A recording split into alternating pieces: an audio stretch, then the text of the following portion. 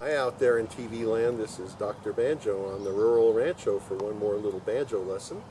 It's a beautiful day in spring here in Niwot, Colorado, and things are blooming and makes me think of the beautiful summer I'm going to have playing with hot rides all over the place.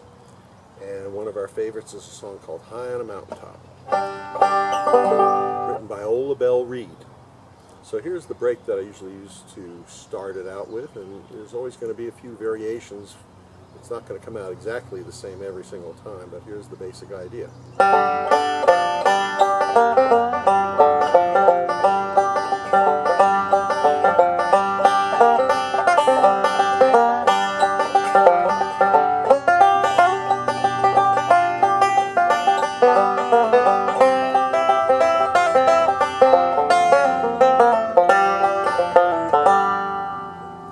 And then we sing high on a mountaintop. So that's the melody. Da da da da da da da da da da. G to F. Da da da and again to F. Back to G and F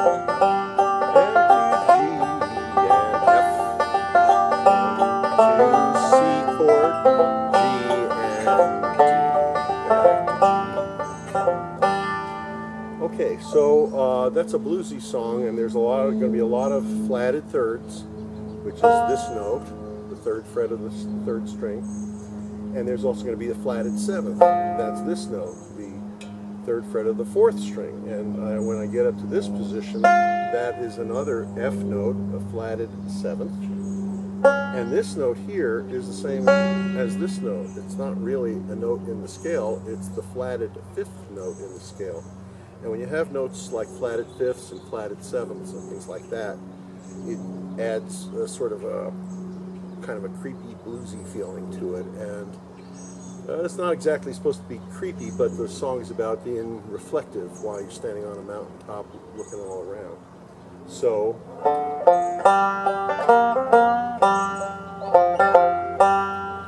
the basic move that's going on here is that's thumb on the fourth, index on the third, and you can put in other notes with it. I just mixed in a note from the first string fitting between the other melody notes. So, as I looked in the valley down below, next line's the same. It was green just as far as I could see. But I might vary that line a little bit, so I might go, it was green just as far as, or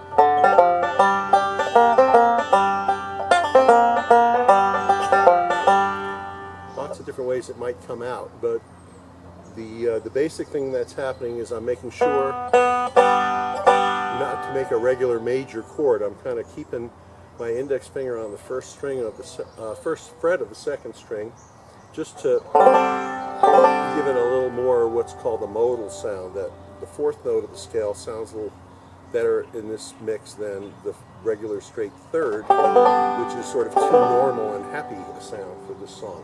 So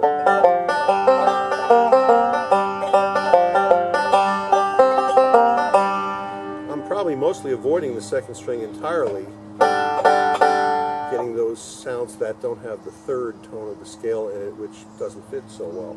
But I'm getting a lot of this flatted third and flatted seventh on the fourth string.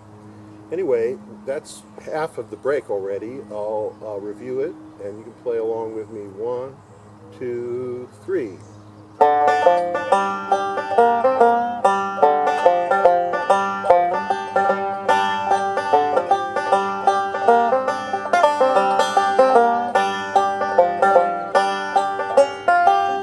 That was the first two lines, and now I'm about to start the third line, and I like this two-finger position, the ring finger and the middle at the 6th fret on the two middle strings, that is the second and the third. We're getting a flatted third and a flatted fifth. I'm sorry, a flatted seventh and a flatted fifth here. So that's T-I-T-M. No, it's not. It's T-I-T-I-T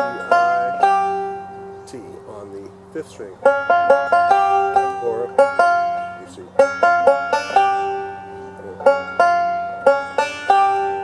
T-I-T-M, T, a 5-note thing either way. And then once I hit that note, I'm going to duplicate that note by sliding with my ring finger from the 6th fret to the 8th fret, and that matches the note. It's a high G note. So, and what I'm doing here now is I'm just kind of keeping a T-I-T-M pattern going, and that's an important melody note as I listen to the... Now it's time for an F chord breeze, but I can also just play, make it like a G7th, where I'm playing a G chord in general, but I have the flat 7th in the middle of it there on the 2nd string. So, and right there, that note I'm playing with my index finger, that's a high G note on the 1st string, 5th fret. And the right hand is going M-I-M. M-I-M-T. And it starts on and comes off. I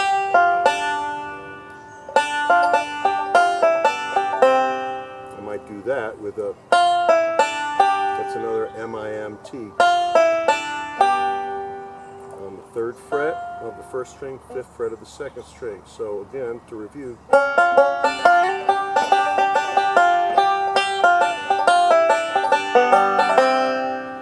And I'm leading into the C chord that you should certainly recognize. And a lot of things might happen at this point in the tune, depending on how I'm feeling that day, but it'll all be based around the last line, which is basically a 1-5 thing, and as long as I give it a bluesy kind of sound, that should work. So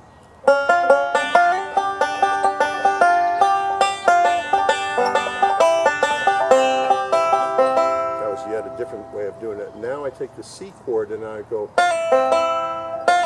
with my pinky on the 1st string, 3rd fret.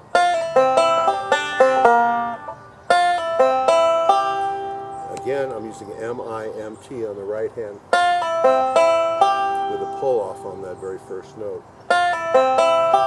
And now I'm going. And that's just a 3-note sequence on strings 1, 2, and 3.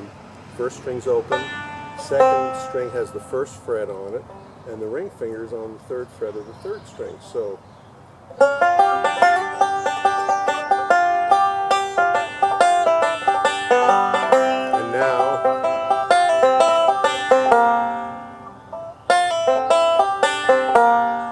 sets up just the last little phrase, and I have this special lick I made up just for this song years ago, and I use it repeatedly because I just think of it as a part of this song.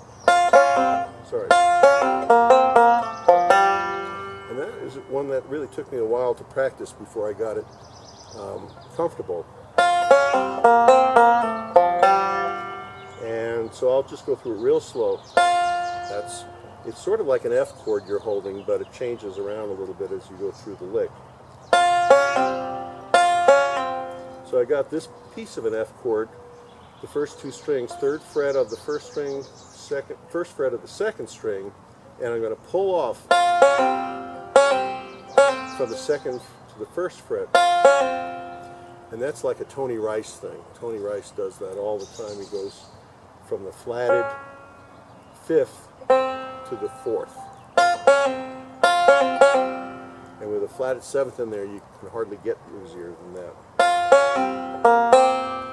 Now the next 2 notes are, as you can see what my hand is doing, I've got the ring finger on the 3rd fret, index finger still on the 1st fret of the 2nd string, so that's a TI move. So that's middle index, and then thumb index. And now this is just 2 separate notes. The first one's picked by the right hand, and the second one, you just hear it because it's a high definition pull-off. Now that move I'll come back to in a little bit because that's a little bit hard, needs some practicing to get good definition on there. And then the last 2 notes of the run are 3rd fret of the 4th string by the thumb on the right hand, and then the index is the last note. That's your G note to end the break. So that's the part that you'll need to practice the most, because coming off of what comes before it, to get the ring finger down and then yank the string hard enough to get a real serious sound pull off there. Sorry. So I made a practice exercise of just that.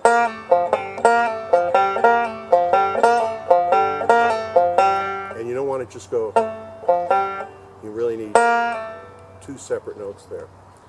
So, so I'll play it from the third line to the end of the break.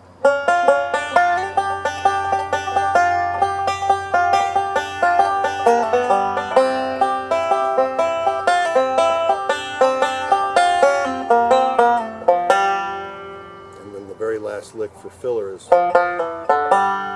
that's like a Bill Monroe mandolin lick that he would do with his flat pick on the mandolin on the G. Well, I'm not sure where he did it. I won't try to say. So I'm hitting 2 times in a row, thumb and index, and then pulling off from the 3rd to the 2nd fret.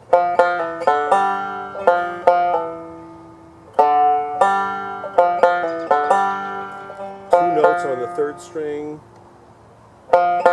pulling off to the 2nd, I'm sorry, the 3rd fret, I said string. And then open on the 4th string and then hit the 3rd string. So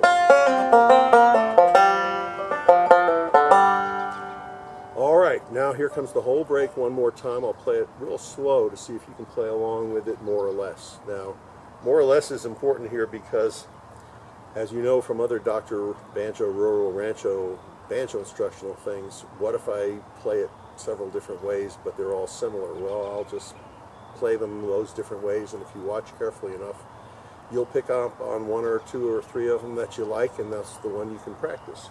So here it comes slow.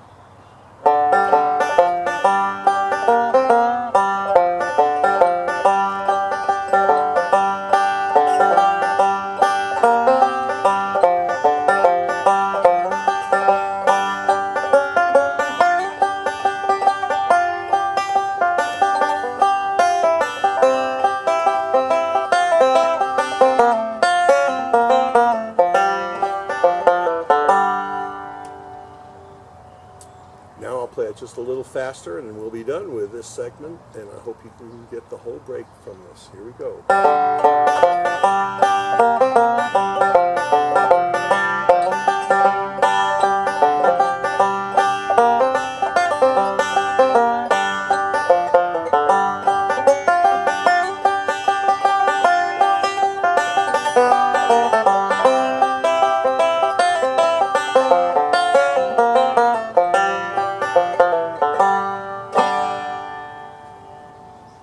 Have a good time with High on a Mountain.